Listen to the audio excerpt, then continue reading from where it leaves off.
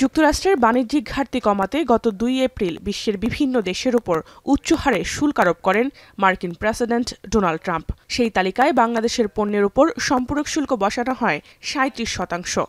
অবশ্য এর কয়েকদিন পরই এসব দেশে ৯০ দিনের জন্য শুল্ক স্থগিতের সিদ্ধান্ত নেন ট্রাম্প, যার সময়সীমা বুধবার পর্যন্ত।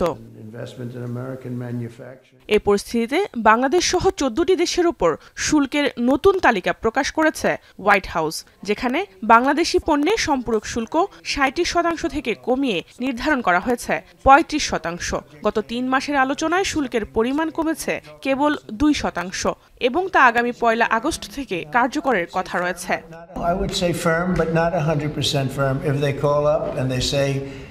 would like to do something a different way, we're going to be open to that. But essentially, that's the way it is right now, yeah. এ নিয়ে বাংলাদেশ অন্তর্বর্তী সরকার প্রধান ডক্টর মোহাম্মদ ইউনূসকে চিঠি পাঠিয়েছে হোয়াইট হাউস, যেখানে বলা হয়েছে ঘাটতি থাকা সত্ত্বেও বাংলাদেশের সঙ্গে বাণিজ্য চালিয়ে যেতে চায় যুক্তরাষ্ট্র। একই সঙ্গে আরোপ করা ৩৫% শুল্ক মার্কিন বাণিজ্য ঘাটতি পূরণে প্রয়োজনের তুলনায় খুবই কম বলে উল্লেখ করা হয়। তবে বাংলাদেশের কোনো কোম্পানি যদি যুক্তরাষ্ট্রে পণ্য তৈরির সিদ্ধান্ত নেয়, সেক্ষেত্রে কোনো শুল্ক দিতে হবে না। এছাড়াও প্রয়োজনে শুল্কের পরিমাণ কমানো বা বাড়ানো হতে পারে বলেও উল্লেখ করা হয় চিঠিতে। এদিকে আগামীকাল মার্কিন প্রতিনিধিদের সঙ্গে শুল্ক ইস্যুতে বাণিজ্য উপদেষ্টার বৈঠকের কথা রয়েছে। প্রেস সেক্রেটারি শফিকুল আলম এক ফেসবুক স্ট্যাটাসে বিষয়টি নিশ্চিত করেন। সে সময় তাদের এই বৈঠক থেকে ইতিবাচক ফলাফল আসতে পারে বলেও আশাবাদ জানান তিনি। বাংলাদেশ থেকে মূলত রেডিমেড গার্মেন্টস, জুতা, কৃষিজাত পণ্য, ফার্নিচার, পেট্রোলিয়াম গ্যাস, লোহা, কাঁচা তুলা সহ অনেক পণ্য আমদানি করা হয় যুক্তরাষ্ট্রে।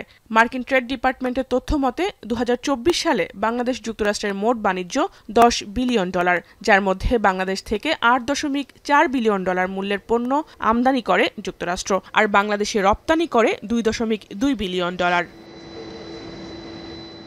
এদিকে জাপান, দক্ষিণ কোরিয়া, মালয়েশিয়া, তিউনিসিয়া, কাজাখস্তানের উপর 25% শুল্ক নির্ধারণ করেছেন ট্রাম্প।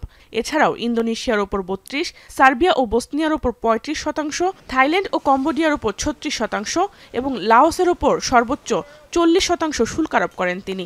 এই ইস্যুতে ইতিমধ্যে এসব দেশের সরকারের কাছে চিঠি পাঠিয়েছে হোয়াইট হাউস।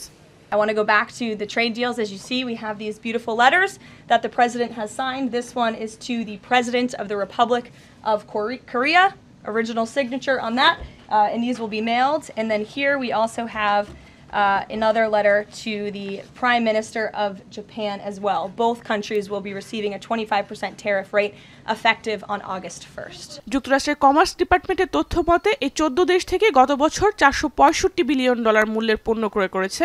শুধুমাত্র জাপান ও দক্ষিণ কোরিয়া থেকেই কেনে $280 বিলিয়ন মূল্যের পণ্য। জেহানারা ভুঁইয়া, এখন বিশ্ব। কালার এক্সপার্ট, জর্জ স্যাপ এবং মাইল্ড অন হ্যান্ডস টেকনোলজি সমৃদ্ধ অরিক্স ক্রিস্টাল ওয়াশ, আপনার লন্ড্রি এক্সপার্ট।